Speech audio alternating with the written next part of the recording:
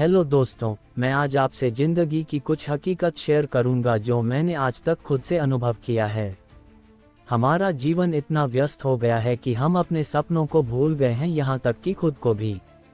जिंदगी की इस भाग दौड़ में बचपन के जो सपने के लिए कड़ी मेहनत करते थे वो भी भूल गए हैं।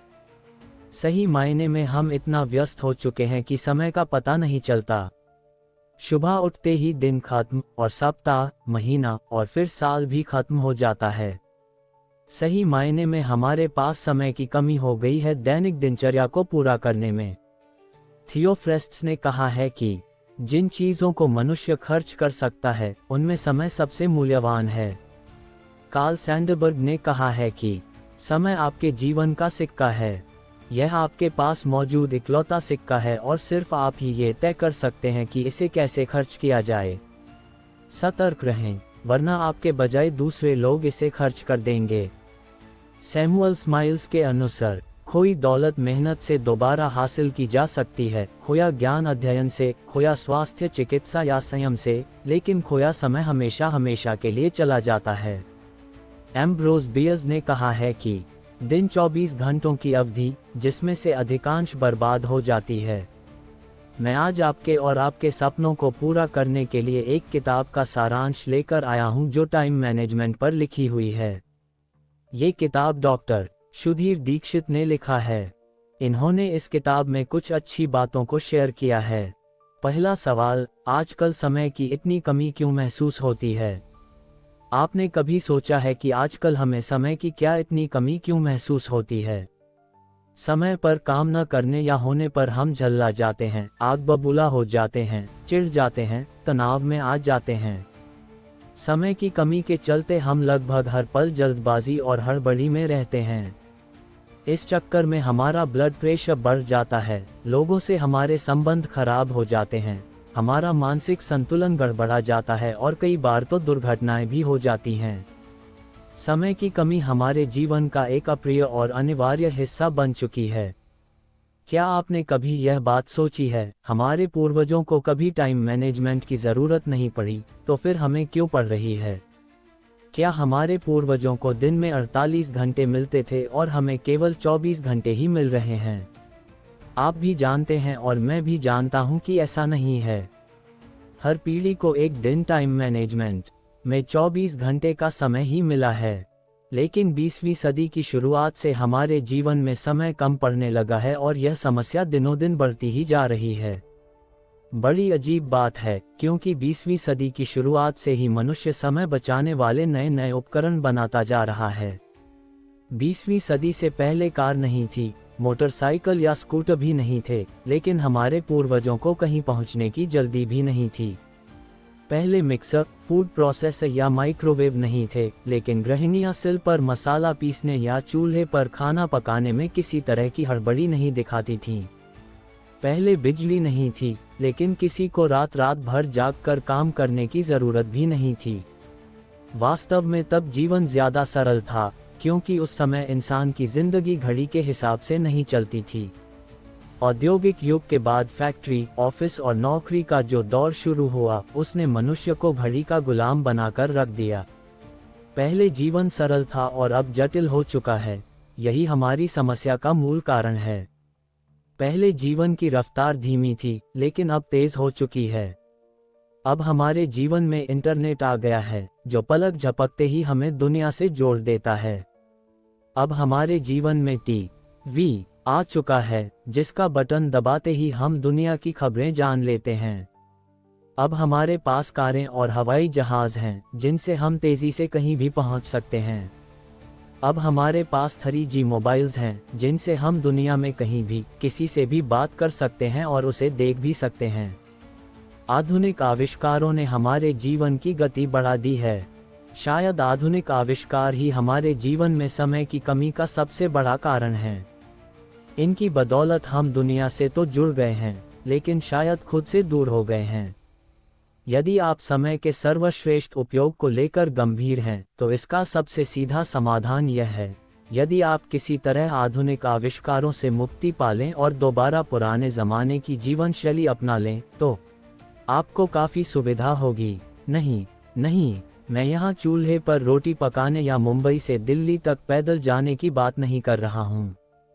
मैं तो केवल ये कहना चाहता हूँ कि मोबाइल, टीवी, इंटरनेट, चैटिंग आदि समय बर्बाद करने वाले आविष्कारों का इस्तेमाल कम कर दें। पहले घड़ी हमारे जीवन पर हावी नहीं हुई थी और इसका सीधा सा कारण ये था कि ज़्यादातर लोगों के पास घड़ी थी ही नहीं।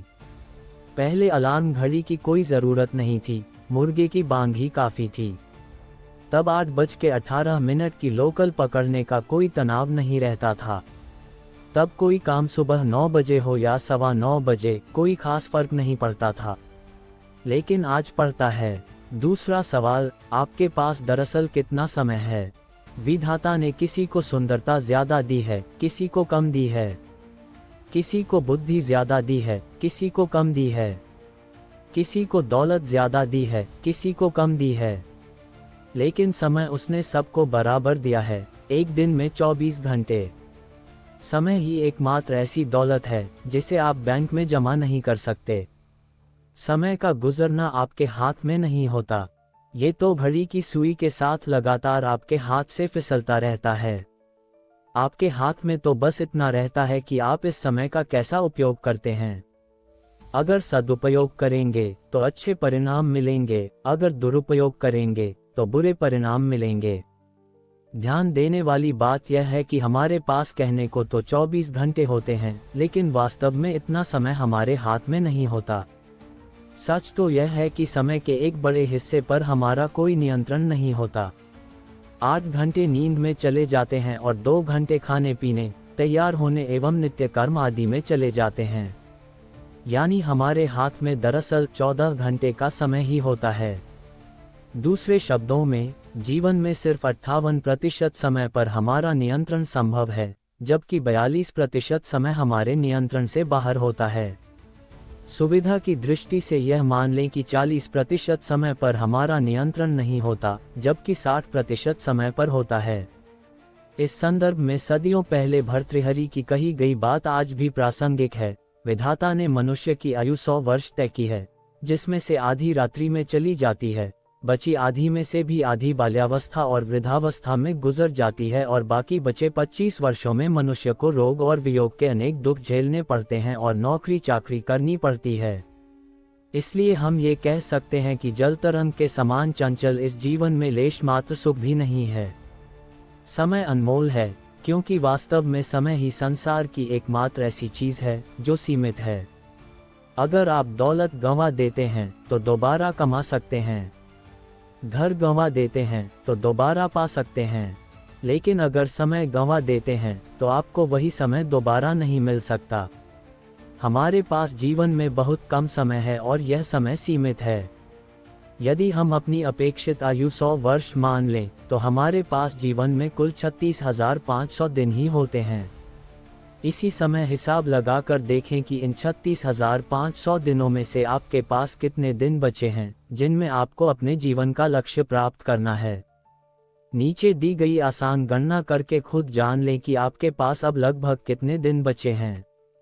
जीवन के कुल दिन 36,500 इक्वल्स गुजर चुके दिन आपकी उम्र x 365 शेष बचे दिन। अगर हम जीवन में कुछ करना, कुछ बनना, कुछ पाना चाहते हैं तो यह अनिवार्य है कि हम समय का सर्वश्रेष्ठ उपयोग करना सीख लें, ताकि इस धरती पर अपने सीमित समय में हम वह सब हासिल कर सकें जो हम हासिल करना चाहते हैं, चाहे वह दौलत या शोहरत हो, सुख या सफलता हो। तीसरा सवाल, आपका समय कितना कीमती है? कहा जाता है समय ही धन है, परंतु ये कहावत पूरी तरह सच नहीं है। सच तो यह है कि समय सिर्फ संभावित धन है। अगर आप अपने समय का सदुपयोग करते हैं तभी आप धन कमा सकते हैं। दूसरी ओर, अगर आप अपने समय का दुरुपयोग करते हैं तो आप धन कमाने की संभावना को गंवा देते हैं। क्या आप ठीक जानते हैं कि आपका समय कितना कीमती है? अगर नहीं तो नीचे दिए फॉर्मूले का प्रयोग करके ये जान लें। समय का मूल्य ज्ञात करने का फॉर्मूला। आपके 1 घंटे का मूल्य इक्वल्स आपकी आमदनी काम के घंटे। अपनी आमदनी में काम के घंटों का भाग देने से आप जान जाएंगे कि आपके 1 घंटे के समय का वर्तमान मूल्य क्या है। मान लें आप हर महीने 20,000 रुपये कमाते हैं और इसके लिए आप महीने में 25 दिन 8 घंटे काम करते हैं, यानी आप कुल मिलाकर 200 घंटे काम करते हैं। इस स्थिति में आपके 1 घंटे का मूल्य होगा 20,000 आमदनी। 200 काम के घंटे इक्वल्स 100 रुपये। इस उदाहरण में यदि आप रोज़ 1 घंटे का समय बर्बाद करते हैं तो आपको हर दिन 100 रुपये का नुकसान हो रहा है, यानी 1 साल में 36,000 रुपये। यदि आप हर दिन 2 घंटे बर्बाद करते हैं तो इसका मतलब है कि आपको हर साल 72,000 रुपये का नुकसान हो रहा है। यह अभ्यास करने के बाद आपकी आंखें खुल जाएंगी। इससे एक तो आपको ये पता चल जाएगा कि समय की बर्बादी करने से आपको कितना आर्थिक नुकसान हो रहा है, इसलिए आप समय बर्बाद नहीं करेंगे। दूसरे, इससे अगर आपको यह आभास होता है कि आपके समय का वर्तमान मूल्य संतोषजनक नहीं है तो आप उसे बढ़ाने के उपाय खोजने लगेंगे। इस फॉर्मूले का सिर्फ एक बार प्रयोग करने से ही आपके जीवन में चमत्कारिक परिवर्तन हो जाएगा। आप समय के उपयोग को लेकर सतर्क हो जाएंगे। आप समय बर्बाद करना छोड़ देंगे। आप अपने समय के बेहतर उपयोग के तरीके खोजने लगेंगे। आप कम समय में ज़्यादा काम करने के उपाय खोजने लगेंगे। और यह सब केवल इसलिए होगा क्योंकि अब आपको पता चल चुका है कि आपके काम का हर मिनट कितना कीमती है और उसे बर्बाद करके आप अपना कितना आर्थिक